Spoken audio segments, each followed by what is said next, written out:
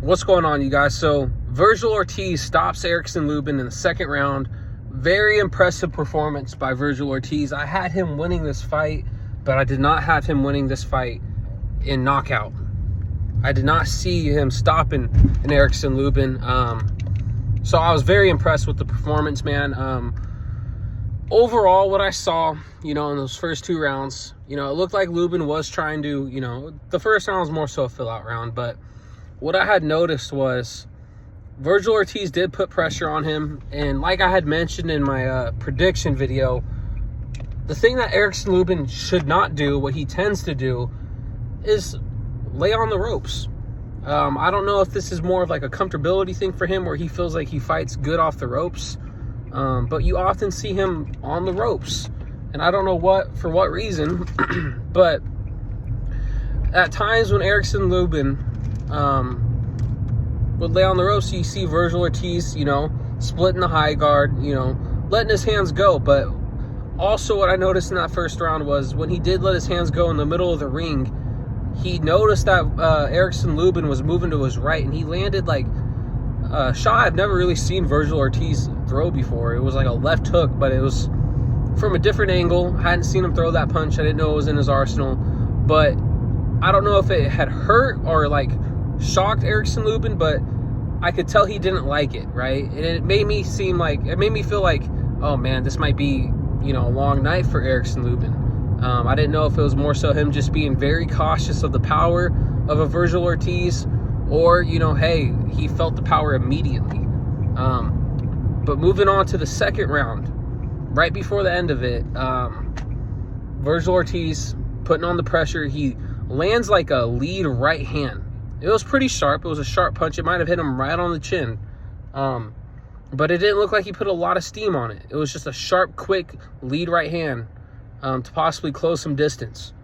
And that looked like it actually hurt Erickson Lubin. And I was like, oh, man, this isn't good, If you're picking Erickson Lubin to win this fight, then that's not a good sign that early on.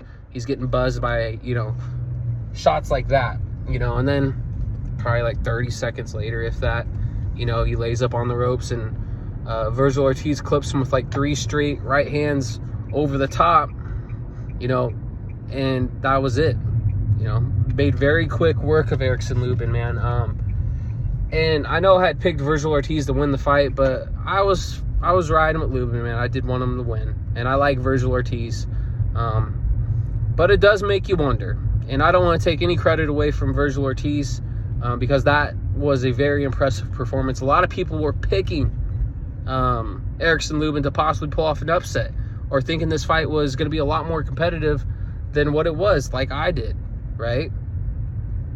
But it did seem as if the punch resistance of an Erickson Lubin was no more, right? Like I had mentioned, some of those shots that he was getting touched with, or, getting hit with, that weren't really heavy shots, seemed to have really affected Erickson Lubin early on, right? I mean, it was only a second round stoppage, but I noticed before the stoppage that some of those shots were really bothering Erickson Lubin. And you got to think about it and look at his career, man. He's gotten stopped, by Jermell Charlo. That was, in my opinion, more so of a lucky shot. Just, I guess, shitty that he got caught with something like that, and especially in a first round like that. But the Sebastian Fundora fight, man, that was a war. He took a lot of punishment in that fight. And it just makes you wonder, dude, like, did those fights really just destroy his career?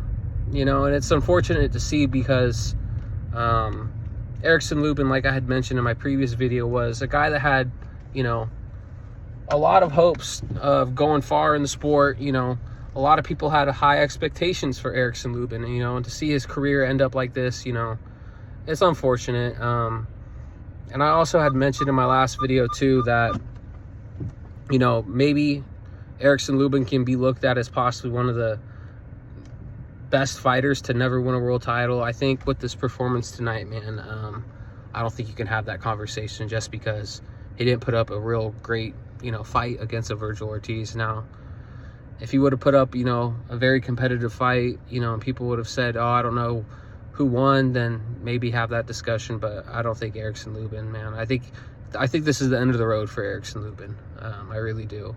I don't see him really competing with anybody at the high level. I think realistically he could, but like I said, punch resistance is no more, you know. And that's what happens, you know, with some of these guys that just get beat on early on in their career. You usually see it more toward the end, you know. Like, look at BJ Penn, for example. BJ Penn, UFC legend, Hall of Famer, you know, and he's getting in bar fights, getting knocked out cold. You got to think that dude's been getting punched in his face for years and years. His punch resistance is gone, you know. And Erickson Lubin isn't old, but certain fights will take a lot out of you. So, I mean, I just think it's one of those things where maybe he didn't even have the best chin to begin with, and then he took a lot of punishment. But I don't even know if I could really say that, because he did take a lot of shots from Fundora, right? But, I mean, unfortunate to see, but moving on, man. Vergil Ortiz and Boots Ennis, they got into it back and forth. Made this fight a lot more exciting, you know, to watch or to want, right? You know, Vergil Ortiz and Boots Ennis are both more so relatively soft-spoken guys, you know, men of few words, but seeing them go back and forth, you know, definitely was a good idea for Boots to come to this fight and for him to get in the ring, and for them to go back and forth, man, because more people are going to be intrigued by this fight now.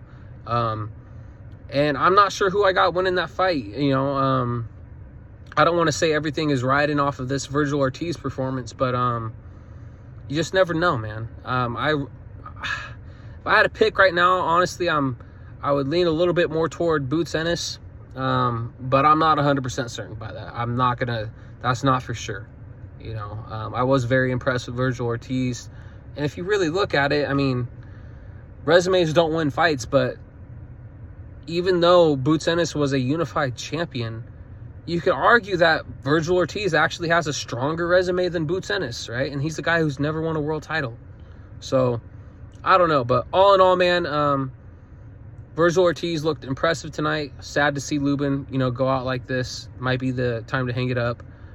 And, yeah, man, looking forward to seeing a Boots Ennis versus Vergil Ortiz fight. But that's everything for me tonight. Let me know what you guys thought about the fight, about Boots Ennis versus Vergil Ortiz. Who do you got in that? Let me know. Hate, like, comment, subscribe.